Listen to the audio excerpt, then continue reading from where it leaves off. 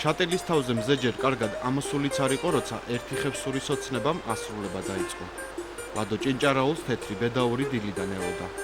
გიგი ამ დაზვიადო მძმად ნაფიცი ჯერ კოშკიდან ჩამოიყვანეს. მერე ხევსურული პერანგი მოარგეს. უნაგირის მოსართავები შეუმოწმეს და ცხენზე შესვეს.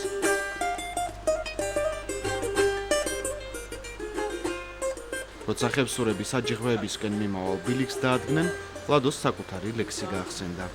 Чички არა ჩანს ღრუბელთა მზის სიცხე აჭერს თაკარა. ერთი აიმთას შამავლო წყარო შამოსვანკარა. არ შეიძლება რომ ახდეს მითუ ოცნება პატარა. კავკასიონის ქედების ფეხით შამამატარა. კავკასიონის ქედების ფეხით შემოვლა ოცნების მეორე ეტაპია. მანამდე კი ხევსურს ის სურვილი უნდა შეესრულებინა, რომელიც ინვალიდობის შეძენის შემდეგ მოსვენებას ერთი წუთითაც არ აძლევდა. პირველად ტრავმა რომ მივიღე, აი რწმენა მქონდა რომ გადავრჩებოდი და კიდევ ნახავდი აი საჯიხვეებს, აი წყლებს. მეორე კლასში ვიყავი, მამამ შატილობას რო წამომიყვანა კიდე და იმის მერე სიზმრებში მენამდებოდა ხოლმე სულ თები კოშკები. იმისათვის რომ ინვალიდის ეტლიდან ცხენზე გადამჯდარიყო, ლადომ უნაგირი საკუთარი კონსტრუქციით ააგო. ადამიანს რაც გინდა დაემართოს, თავარია არ მოძებუნდეს. თავარია რაღაცა მიზნად დაისახოს. ჯერ ესა და მერე ფეხითაც მჯერა რომ ავალ. ხევსურეთის ციცაბო ბილიკებზე 2 საათიანი მოგზაურობისა და საჯიხვეებისათვის თვალის შევლების შემდეგ თოფის გამოცდის ჯერიც დადგა. ძმად ნაფიცები ერთმანეთს სროლაში გაეჯიბრნენ. რახამ გადავრჩი უნდა ვიცხოვრო და ვიცოცხლო. ფასი გქონდეს ამ ცხოვრებას, თორე ოთახში თუ დავიკეტე და მარტო ვიღაცებს იმის გულიზე მოვიდნენ და ვეცოდებოდი მაგეთ ცხოვრება მე არ მინდა და არც ამ ქონია და არც მექნება. შატილში ჩასვლით ლადომ ცხენზე ჯდომის ოცნებაც აისრულა და საკუთარ ბავშვობაშიც დაბრუნდა. შატილობას ის 21 წლის წინ დაესწრო.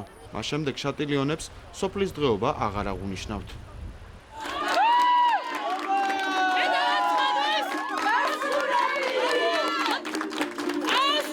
ყველაფერი ისე ზუსტად ვერ იყო, როგორც მამა პაპათა ხევსურული ტრადიციები მოითხოვდა. თუმცა შატილიონები ჩასული სტუმრების მოხიბლვას მაქსიმალურად შეეცადნენ. შუა დღისათვის კოშკების ბანებზე ხევსურეთის ისტორია ფოლკლორში გაცოცხლდა.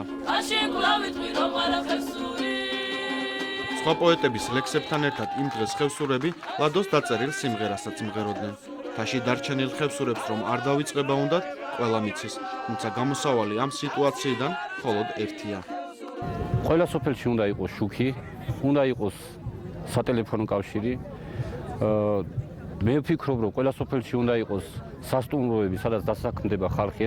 რა თქმა უნდა, სასტუმროები თვითონ უნდა ამუშაოს აქაურმა ხალხმა. ზამთარში უნდა იყოს აუცილებლად ვერტმფრენი, მე ვფიქრობ, რომ მოbrunდება ხალხი. დღესდღეობით შატილში მხოლოდ 12 ოჯახი ცხოვრობს და ტურისტიც არც ისე ხშირია. მიუხედავად ამისა, ხევსურ ქალებს ჯერის თავზე სტუმრებისათვის კეცეულის გაკეთება და სოფლიოში ყველაზე ლამაზი ხინკლის შეხვევა ჯერაც არ დავიწყებიათ. ადრე იყო დიდი აი ამხელა ხინკლები. სტუმარი ვერ შეჭამდა ერთ ხინკალზე მეტს. ახლა შეუძლია 5 წელი შეჭამოს. რატო ისქენ ტრადიციებს აღღალატობთ? ტრადიციებს არ უღალატობთ, უბრალოდ ცივილიზაცია მოგვიტანა ეს ალბათ. ცივილიზაცია ხინკლის ზომაში შეამცირა შატილიონებმა იმ დღეს უდროოდ დაღუპული თანასოფლელებიც მოიგონეს და პატივი დოღით მიაგეს. სპეციალურად ამ დღისათვის მოხარშული ლუდით დალოცვისა და ტრადიციული რიტუალის შესრულების შემდეგ ცხენოსნები რბოლაში უნდა ჩაბმულიყვნენ. თუმცა შეზარხოშებული ხევსურისათვის უბელო ცხენზე შეჯდომა არც ისე ადვილია. დოღი 3 კილომეტრიან მონაკვეთზე გაიმართა. ფინიშის თეთრი ალამი პირველმა უჩა ჭინჭარაულის ცხენმა გადმოკვეთა.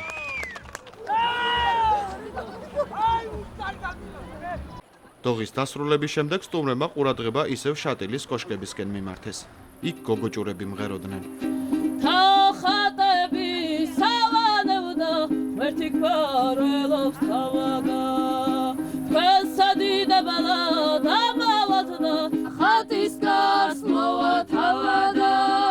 მე როცა ხევსურულ სიმღერას მღერი ვარ დახურულ სივრცეში, ვერ მღერი ვარ ისე როგორც მთაში.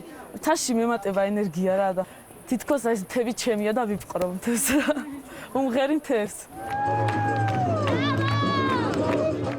მოგვიანებით სტუმრების განწყობაზე ნიაზ დიასამიძემ, ანსამბლ მაშინმა და ლელა თათარაიძემ იზრუნეს. საღამოს შატილი კოცონების ცეცხლით განათდა. ვისაც როგორ შეეძლო დროს ისი ატარებდა. შატილის ყველა სტუმარი იმ ღამეს ზუსტად ისე ფიქრობდა, როგორც ამ სიმღერაშია.